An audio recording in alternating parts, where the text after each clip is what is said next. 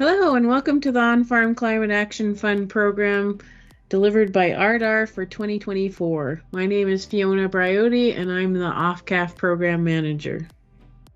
A little bit about who is ARDAR. As you can see, here's our mandate, vision, and values. I won't read them to you, but you can read them there. The important parts here are that we target strategic investments in producer-led agriculture research, and we hope to power the competitiveness, profitability, productivity, and sustainability of agriculture in Alberta.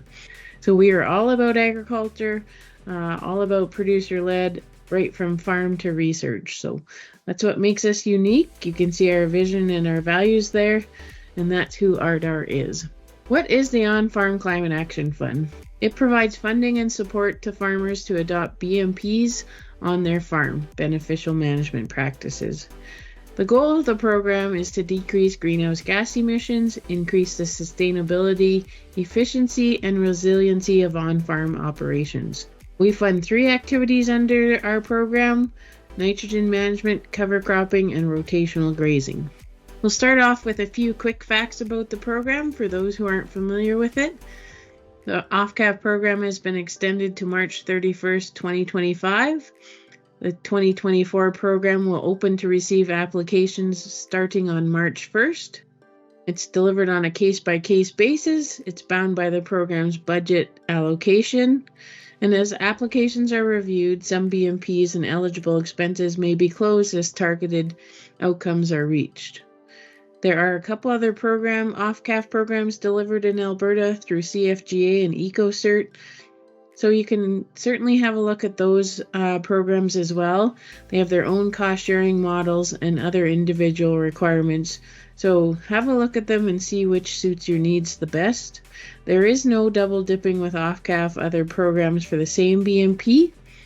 And we do also have some dollars that go to support adoption of BMPs, field days, workshops, and training as part of this program as well.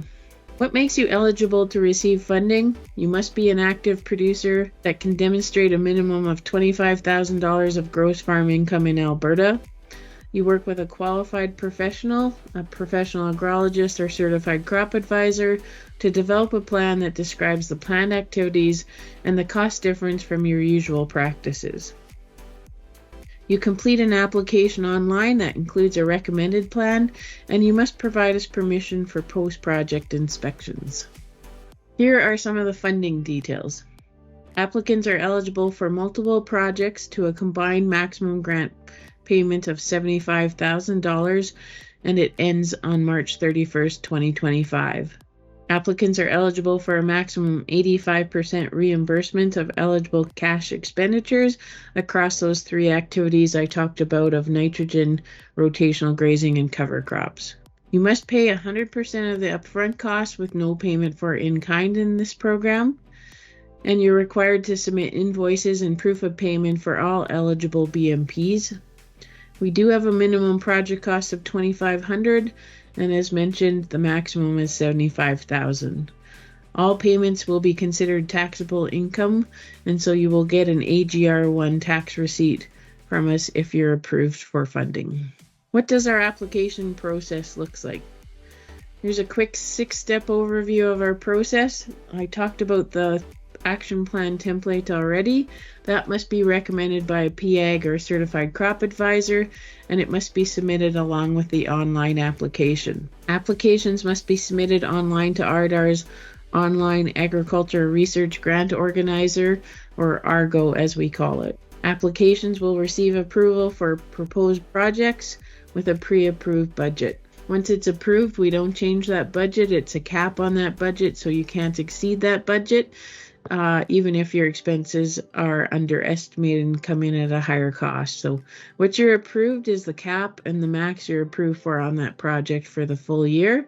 That money is set for you to do the things you applied for. It won't be given to anyone else until you tell us your project is complete, or we can close the project. Once the project is completed, applicants are required to submit invoices, proof of payments for all eligible BMPs. Once that's done, ARDAR will review the invoices, ensure they match the approved project. That includes both legal land location, number of acres, activities, all those details. Once we're done our review process, then funds will be delivered to each applicant, and that is done, all of our funding is done through electronic transfer. Nothing is done with a check. So you'll have to watch your accounts for those dollars to be put into your account. What applicants need to know. We have a couple changes for our program in 2024, and we'll highlight those as we go. But the first one you'll see here is a very important one. Applicants must submit a separate application for each project activity category. What that means is if you're going to do a number of projects, you need to submit an application for cover cropping activities, another one for nitrogen management, and a third one for rotational grazing. Applicants must attest they meet the program requirements and have landowner permission to proceed if you lease or rent land. There's always a question about greenhouse gas emission reduction and who can claim that portion. So for our program, you cannot claim any greenhouse gas emission reductions, avoidances, or removal arising from the project to apply for any existing or future federal or provincial offset programs if the greenhouse gas reduction emissions are generated between the project start date and the project end date inclusive. For our program, that means anything from April 1st until March 31st of the following year. So it's only for that time frame or the project start or end date. If you make those different than that you cannot use those greenhouse gas reductions. We ask that applicants document their pre and post project conditions with GPS and date stamp photos. So please remember to do that as you start your project and when you finish it. Applicants again must provide permission for post-project inspections. One of the components of our program is we do on-farm visits. We've done a number this fall and we will continue to do that throughout the year to have a look at projects, talk to you and learn about what's worked, what hasn't worked, and just really see what's happening on the ground. And so that's a very fun and good opportunity for us to learn more about what you guys are doing out there. This one's going to be emphasized a lot, and it's really a key, super important bullet here. Approvals from RDAR must be given in writing before implementation. So if you haven't received an approval in writing, please don't implement because it means you haven't been approved, and you need to have that in writing before you can start your project. You will need to provide proof of payment for approved activities to be reimbursed when the project is completed. So for those of you who are familiar with our program for the last 2 years, this slide just highlights the changes we've made for 2024. Applicants now again must submit a separate application for each project activity. Again, one for cover crop, another for nitrogen, and a third for rotational grazing. Soil mapping and soil testing now have a combined maximum of $25,000. If you only do soil testing and mapping this year, so no other activities in previous years or nothing else planned for this year besides the soil testing and mapping, then we will require further information on your nitrogen use, and we will need that information before we can reimburse that project. I'll get into those details a bit more under the nitrogen management details, but just flagging it here as something new for this year. For amendments, which include manure, compost, and digestate, we do pay up to $75 an acre, but we now have a maximum of $30,000 cap on that, and we have a maximum transportation distance of 30 kilometers from source to field. The last change for 2024 is that any perennial seed costs, so that's under nitrogen management to seed hay, and cover crop costs have a maximum of up to $85 an acre. Both of those also need to be 50% legume, just as a reminder. We have some important dates to know. Again, we'll open March 1st. We're going to close applications when funding limits have been reached. Based on our last 2 years of delivering this program, we know the program is often oversubscribed. So I would encourage you to apply early and as soon as you can. The later you wait, the more the risk that our funding limits might be reached. So please get in and get things done early. because we are often oversubscribed in this program. So we will close our program when we reach those funding limits, and that will of course depend on how many applications we're getting in the time frame that's been open. And invoices must be submitted for January 31st. And again, you must have approval in writing before you proceed with your project. I talked a little bit about BMP action templates. You're going to need one of these for each application. You submit it along with the application online, and it just outlines what you're going to do, how you're going to integrate it into your farm, what's new about the activity, and the costs that it entails to implement that. A qualified third-party PAG or certified crop advisor must recommend each project prior to the submission of an online application. And the costs to hire that PAG or certified crop advisor are something we cover in the program. So that cannot exceed 10% of the project cost to a maximum of $2,000 over the life of the program, so up till March 31st, 2025, including the last 2 years. We have a cap on that to ensure most of these funds go to on-farm implementation and on-the-ground change. And people have been really great about understanding the need for that so that we put our dollars into projects. In terms of what else is in this template, we put a little bit of background on the BMP, the eligible costs that are for our program, and also some selected resources if you want to learn more or find out more information on these BMPs if they're new to your farm. We also require a Google Earth image of your project. And again, if you lease or rent land, the applicant will need to get the landowner's approval before applying for the program. If finding a PAG or CCA is new to you and you don't have an existing relationship, we have a resource on our website with the link here to help you find somebody. Just a reminder, ARDAR will not be making any specific PAG or CCA recommendations for farmers or producers. It's really the producer or applicant's decision on whom you engage in this process. Now we're going to switch gears into the details of each of those 3 categories I talked about, and our first one is cover crops. So here's a summary of our eligible activities. The first one, which you're going to see on everyone, is actually that third bullet on all our activities, is the cost related to the BMP action development plans or specialized services provided by the PAG or CCA. The 2 other main costs under cover cropping are seed costs.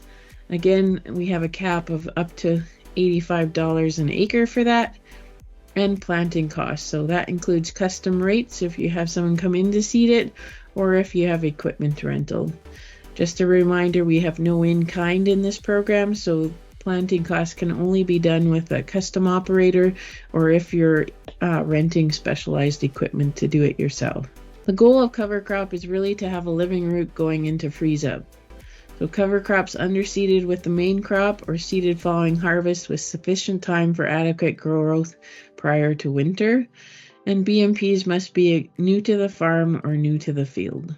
As important as it is to highlight eligible items, it's just as important to tell you guys what is not eligible. This can be certainly something that's important to you before you apply, so please have a good look through the ineligible list of activities as you make your application. So for cover crop, silage crops, dead standing stubble is not considered a cover crop. Annual crop regrowth is not a cover crop. And if you're going to use this for swath grazing of a crop, unless you seed with brassica, turnips, or other root crops that will have a living root once that swath, just a pure swath grazing crop without those root crops is not eligible for us. Cost related to mechanical or chemical termination of the crop is not eligible. And corn grown for grazing purposes, silage crops without live roots, or again stubble regrowth, is not considered a cover crop. Fertilizer and crop protection costs for these crops are not an eligible item, and crops that will be harvested or grazed leaving less than 6 inches of cover crop growth over winter are not eligible as well. You can find all our templates on one spot on our webpage. Here is the link on this page. This is what it will look like when you go to the site. So we're just showing you here where to find cover crop, but it is where you'll find all our templates. Now we'll go into nitrogen management. This is probably the most complicated category in terms of lots of activities under here, lots of different types of activities. So we'll break this down into 2 slides to try to make it a little easier to follow along with. And yeah, we also have broken the templates into a couple of different templates to try to make this as clean as possible for you and for us on the review end. So jumping into this one again, BMP Action Plan Development or Specialized Agronomic Services supported by a PAG or CCA. Again, that's a standard of any of those activities. The first 2 we'll talk about under nitrogen management are the cost of soil testing. This must be increasing intensity of the sampling or increasing the depth of soil sampling if it was done previously, and our minimum depth is 0 to 12 inches. Soil mapping must be new to the field, and it must include soil sampling per zone. New this year is the statement in bold, so please note it. Combined soil testing and mapping has a maximum of $25,000. This next piece is a bit complicated to unfold, so I'm going to say it a few ways, and hopefully one way rings true with you. So if you're only applying for the first time and you're only doing soil testing and mapping, no other BMPs under this OFCAF program, then we're going to require a little more information from you.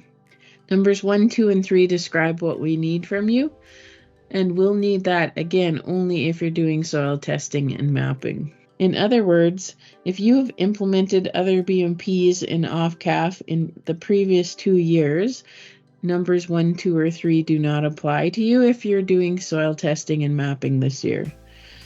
Or if you're planning to do other BMPs besides soil testing and mapping this year, then you will not have to supply numbers 1, 2, and 3. If, however, you are only doing soil testing and mapping this year, you have nothing else done in this program, and you don't plan on doing anything else, we will need you to supply the information described here in 1, 2, and 3, and we will need that information before we can reimburse you for this activity. Part 2 of nitrogen. The first one I'll talk about here is seed and planting costs to increase perennial legume crops in rotation. It must be a 50% legume to qualify, and a maximum is up to $85 an acre for seed costs. So this really for most people can be interpreted as hay production, but again it must be 50% legume to qualify, and we do have a max on the seed costs. The next one has been a very popular category in the past, so application of nitrogen fertilizer replacements such as manure, compost, or digestate. This is on cultivated land where it's not been applied in the past 10 years, and the program pays up to $75 an acre for the cost of transportation or spreading. A new maximum this year is $30,000 in 2024, and a maximum distance of 30 kilometers from source to field. If you're transitioning to manure, rental, or custom costs associated with spreading using hoses or equipment for shallow incorporation, are eligible costs. If you're someone who regularly broadcasts fertilizer, we will look at the cost of the fertilizer application equipment, again rental or custom, to allow you to try out banding, side dressing, and injection. We look at the price difference between standard nitrogen fertilizer and nitrogen fertilizer with dual inhibitors. Again, the program does not pay to apply the fertilizer on the land. We're just paying the added cost of the dual inhibitors, and it must be dual inhibitors to be eligible for the program. ESN to a maximum of $4,800 per farm. And right now that cost difference is 16 cents a pound of actual N. That price may vary in the future. We'll watch it and check on that and adjust as needed, but that is the current price difference of ESN. And you cannot combine dual inhibitor and ESN on the same fields. Some of the ineligible activities for nitrogen management. The program does not actually pay for the amendments, so if you're purchasing manure, compost, or anything like that, we don't cover those costs or the costs associated with incorporation of these amendments. In Alberta, it is actually a regulation through AOPA that you must incorporate these amendments, and so we do not pay for that component of it because it is a regulation in Alberta. Solid manure on both tame and native grasslands isn't eligible. Again, I will remind you the point of this program and the goal of it is to reduce greenhouse gases, and putting solid manure on both tame and native grasslands without incorporation increases greenhouse gas production. So that's why it's not eligible. And biological products such as inoculants are also ineligible under nitrogen management. Again, you've seen this screenshot before. It just shows you where you can find our templates. As I mentioned, we've divided nitrogen into 3 main templates: soil mapping and testing, fertilizers, and the amendment piece, just to make it easier for you and us so you don't have to put everything all onto one sheet. So please look through them and choose the appropriate template for the practice you're doing. Our final category is rotational grazing. Again, that BMP action plan, so the work provided by the PAG and CCA is an eligible component. We really look at 2 main components other than that, so the grazing and the internal cross fencing, and then the water development that helps you increase that rotational grazing. So rotational grazing materials and installation, that includes cross fencing, wildlife friendly fencing, temporary fencing, energizers, shallow buried water pipelines less than 2 inches, wet wells and waters, including remote watering systems powered by renewable energy.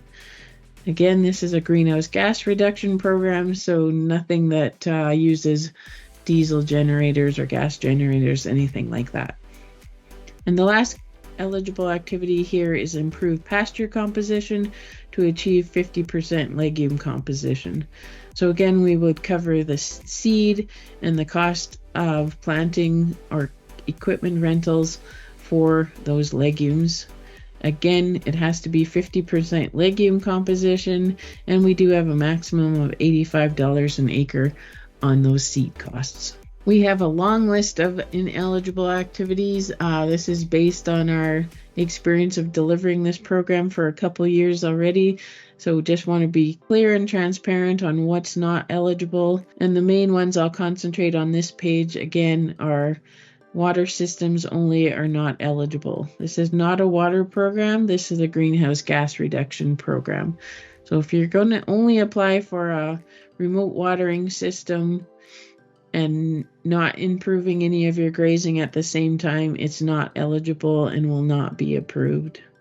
So water buggies, winter remote watering systems are ineligible if not used in conjunction with internal fencing and improved grazing. And if you are approved for rotational grazing and you only send in a completed final report with just the water portion and nothing to do with improved grazing, no internal fences, nothing like that, it will not be eligible for reimbursement.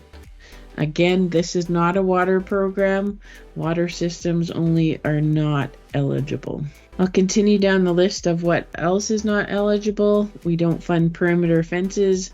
We don't remove old or replace existing fences, and we do not pay for brushing to clear new fence lines. Again, greenhouse gas reduction program, removing brush, trees, and anything like that is contrary to the goals of the program.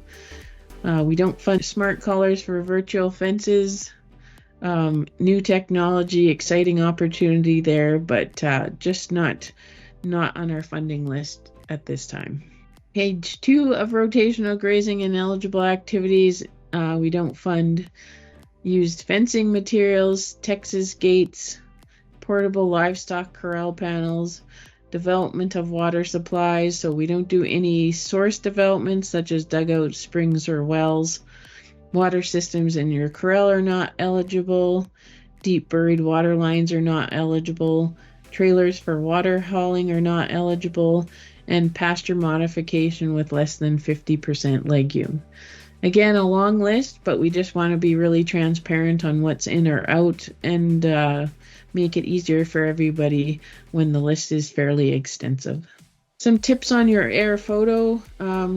I think the biggest thing to keep in mind is you know your farm, obviously inside and out, but we do not, reviewing your application. And so we need to understand what you're doing and what you're changing. So we need to include some existing fences and proposed fences. And if you could put those in different colors or some way to identify the two so we understand what's existing and what you're going to change.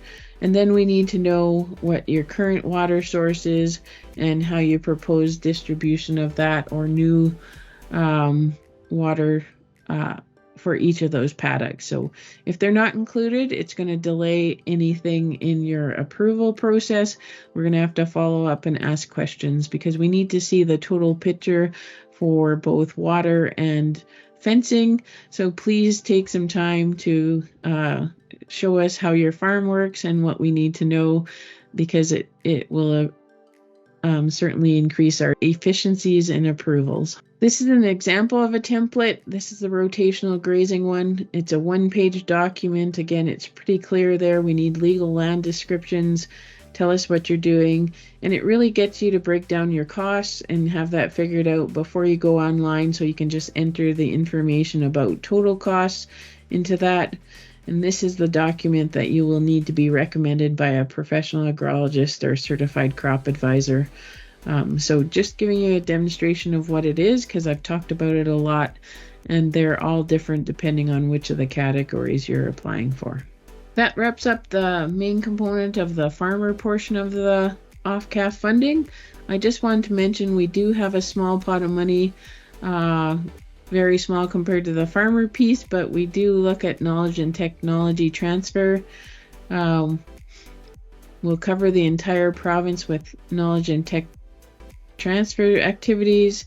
At sometimes we'll be delivering that with partners, including applied research and forage associations, specialty crop commodity groups, and others. You can look forward to some field days, peer-to-peer workshops on all three categories. So as we move into our third year of this program, we now have many farmers across the province who've implemented these projects, and we're going to highlight their learnings, get them to talk about their projects if they're interested, and really learn from what's worked, what hasn't, give you some tips and tricks, and let the farmers talk to you about their experiences, what they would change and how it's benefited them. Especially I think coming out of last year of the drought, I think there's some learnings there, and also some really great positive things that came from these activities that you see are eligible, that help people get through the drought with a little more ease than they would have been able to otherwise. So watch for these opportunities in the OFCAF newsletter. You can sign up for that if you're not already signed up, and we will also have those on our social media. Just a few final reminders before I wrap up this webinar. Again, check the program guide. That's really your go-to document. It includes all the eligible, ineligible items for the entire program. You can see the link here, but if I would have a recommendation for your first document to go to, that would be it. So again, check for the program guide. It's our most comprehensive document of the program and really is your go-to document for everything OFCAF. I will kindly remind you that RDAR will not reimburse for any costs not applied for, so please be diligent on the details of your application, including PAG costs. So if you are having a cost from a professional agrologist or certified crop advisor, you need to put that in your application. Again, we do not reimburse for anything you have not applied for. So that is on applicants to be sure they're taking the time and effort to identify each of those costs, and that is what we reimburse on. We do need an air photo of your project. Here are some good ideas of where you can find them if you're not sure. GeoDiscover Alberta, most municipalities have them, as well as Google Earth. So you can get them in a number of places. Use wherever is comfortable for you. When the project is complete in Argo, you can submit photos, invoices, proof of payment, and business details to complete your reimbursement. There was a lot of information in that. So if you need further information or you want to talk to us about some specifics on your farm, we're certainly happy to do that. There's lots of ways to connect with us. The three main ones you'll see here are the email, which is ofcaf.bmp@ardar.ca. We have a phone number. Put that on any of your stuff up front so you know where to phone if you have any questions throughout the process, whether that be after the application right through to completion of your final report. 1-877-503-5955. And of course, our website has all the ongoing information and any updates we have, also when we're going to close the program and things like that. So we're on all social media, so if you're engaged in that, you can certainly connect with us there as well. That will have any messaging as well, any of the events I talked about, things like that. And I just want to say, to wrap this up, thank you so much for your time and listening to this. My team and I are looking very forward to delivering 2024 to assist you in making the changes on your farm and sharing the good work you do with other people who are keenly interested in the initiatives taken by Alberta farmers. So thank you again. Connect with us if you have any questions, and we look forward to seeing all the excellent work you guys are doing out there.